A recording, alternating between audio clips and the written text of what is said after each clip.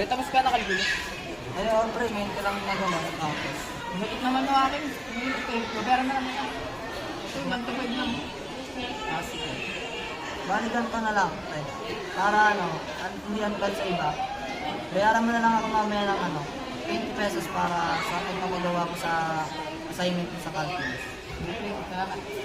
So, ikaw pala, kung ano kailangan. Magpapagawa doon sa mga sa pagkayaan na kita naman. Sige, ano yung number? Sige, gano'n na lang din. Balikan mo na lang din ako mamaya. Bali mga 10 to 20 minutes lang ito. Salamat. Wala na kami, pre. Siyempre, mag-ingat kayo. Mamaya na lang, balikan kayo.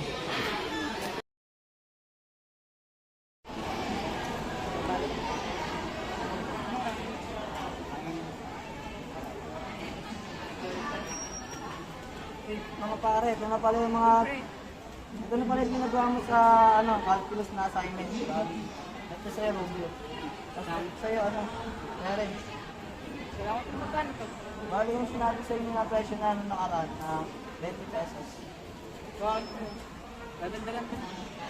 Salamat pare. Napakalaki niya ito.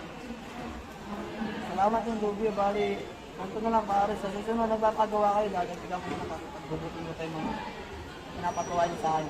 Salamat ulit pare.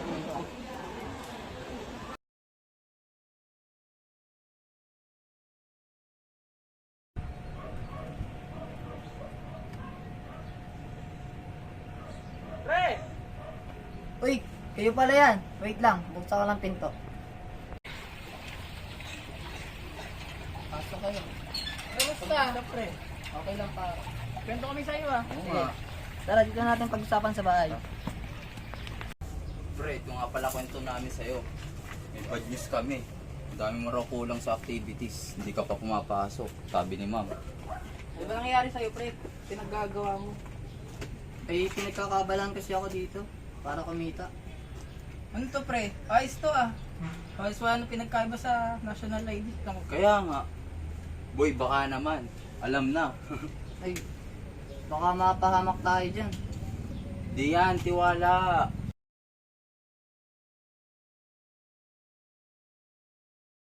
Matapos may pagkwentuhan sa kanyang mga tropa, siya na ay nagsimula sa paggawa ng peking dokumento para sa kanila. Ilan sa mga ito ay national ID, professional license, at marami pang iba. Uy pre, hello, kamusta? Mabuti naman. Ay, bali ito yung pinagawa niya na license, dalawa niya na.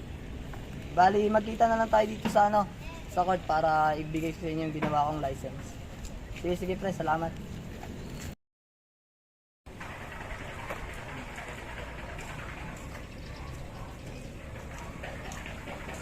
Kamusta? Ay, pre, baka pala. Ito nga pala, ano namin lisensya. Oh, ito na pala yung lisensya na pinagawa niya sa akin ng isang araw. Kano ba yan, pre? Wala naman, tropang kaibigan lang, bayad. Sige, sige. Ito, pre. Okay na ba to? Okay na to. Basta ano lang, pang-araw lang. Ayos to, pre. Magagamit ko talaga to. Di ba ako mahuli dito? Di yan pre, gawang-gawang radian yan. Talaga, ayos to. Salamat pre, Sige. dito na ako. Ingat kayo lagi sa biyaya. Salamat ha. Sa susunod. Oo.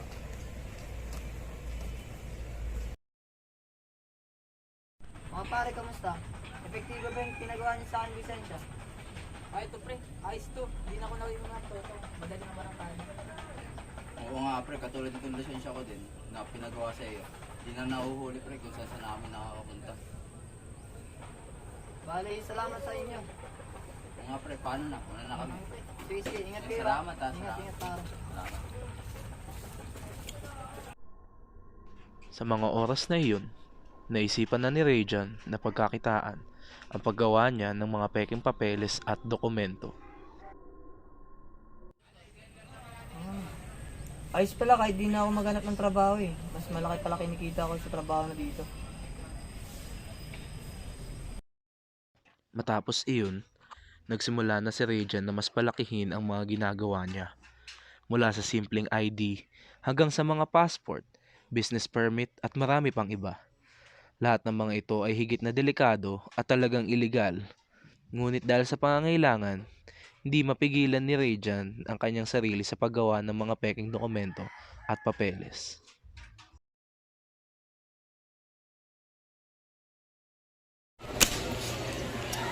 nakakainis naman. Kailangan ko na talaga yung barangay clearance ko para sa scholarship. Kaso ayaw pa nila ibigay kasi daw may problema. Saglit. May connected po sa akin yung tropa ko eh. Naggagawa daw ng papeles. Saka mga dokumento ba yun. Ano ba number na? Matawagan niya.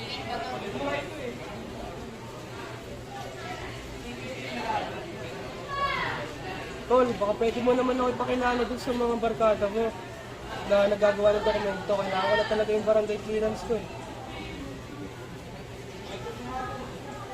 Yan, sige.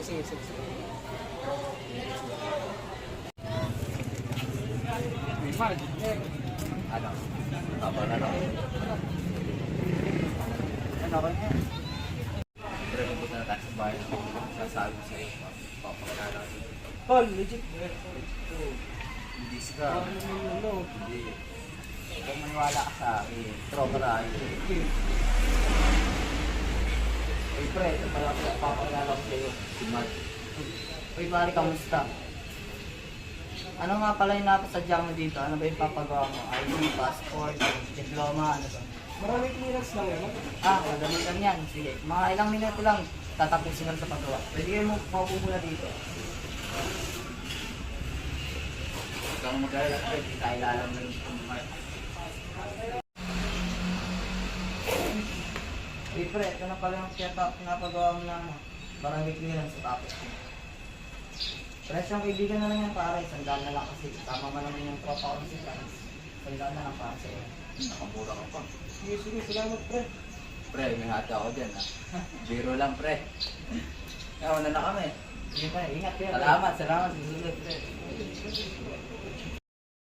Kasabay ng kanyang paglago ay ang pagdami ng kanyang customer. Hanggang pati mga di niya kakilala ay nagpapagawa na sa kanya.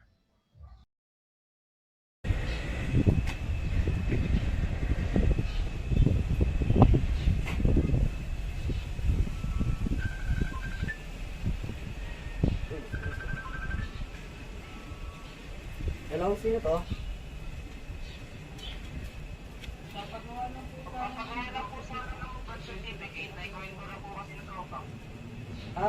Narinig mo lang sa tropa mo. Sige. Ano ba papagawa mo?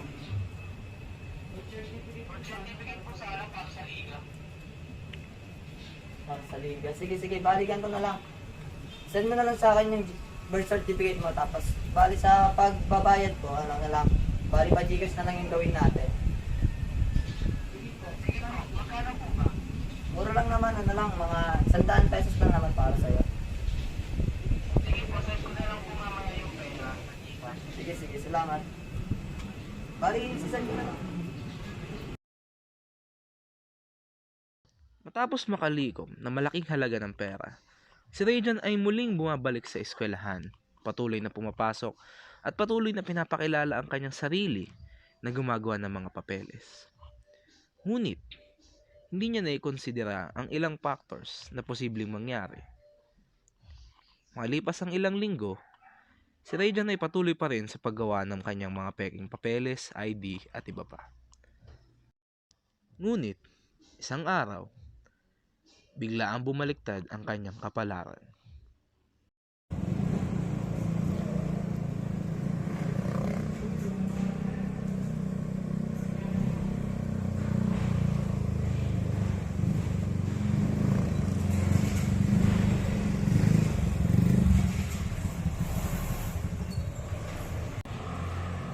Ang kanyang tropa ay nagpunta sa barangay upang kumuha ng ilang mga papeles. Ngunit nangangailangan ito ng lisensya at ilang valid IDs.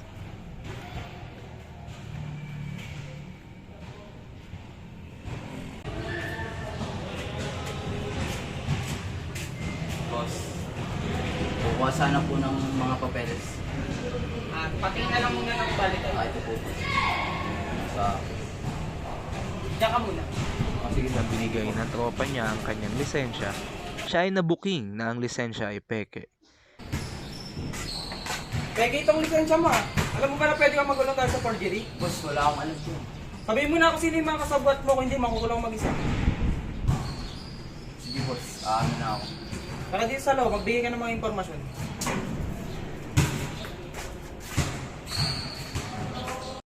Umamin na si Franz at binigay na niya ang mga impormasyon na kailangan upang mabuo ang warrant of arrest para kay Rajan. Gayon din ay inamin niya at sinabi kung saan mahanap si Rajan.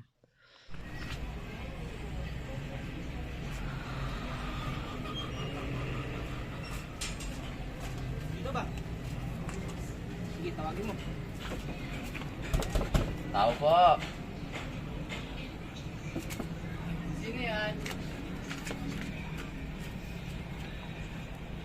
Pre, si paring Franz pala yun. Wait lang, buksan ko yung pinto. Ikaw ba si Rayjan? Oo, ako nga. Warrant of arrest kami para sa'yo. Sa kasong forgery. Ano? Wala naman akong ginagawang mali. Umamin na yung tropa mo. Sumama ka na lang sa barangay. Franz, ano ibig sabihin na ito? Tara na. Anong malaban?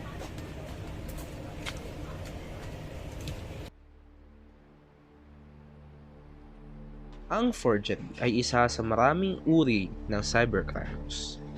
Ang krimen na ito ay ang paggawa ng mga peking dokumento, pagbabago ng dokumento, o pagsusulat ng mga peking pirma para sa mga illegal na benepisyo ng taong gumagawa ng forgery.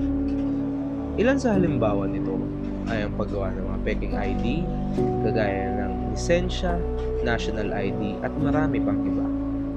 Sa oras na ang tao ay gumawa ng dokumento na ito at nakalagay ito sa computer o digital, ang krimen na ginawa ay pwede na ring ikonsidera na forgery. Ilan sa mga halimbawa nito ay ang pagkuha ng mga copyrighted na bagay kagaya ng mga arts, literary works, at marami pang iba. Bukod pa doon, ang forgery ay isang hindi maliit na krimen.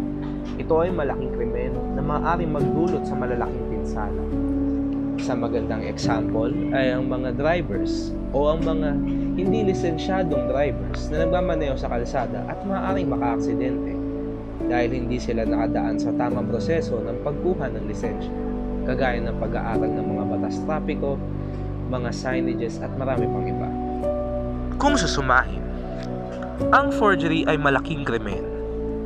Alam natin na dito sa Pilipinas ay matagal talaga ang pagproseso ng mga dokumento. Ngunit hindi natin dapat tangkiligin ang pag-forgery. Dahil ito ay maaari magdulot ng malalaking pinsala, kagaya ng example na naibigay kanina. At para matapos ang lahat, kami ulit ang Group 3, Cyber Forgery. Maraming salamat.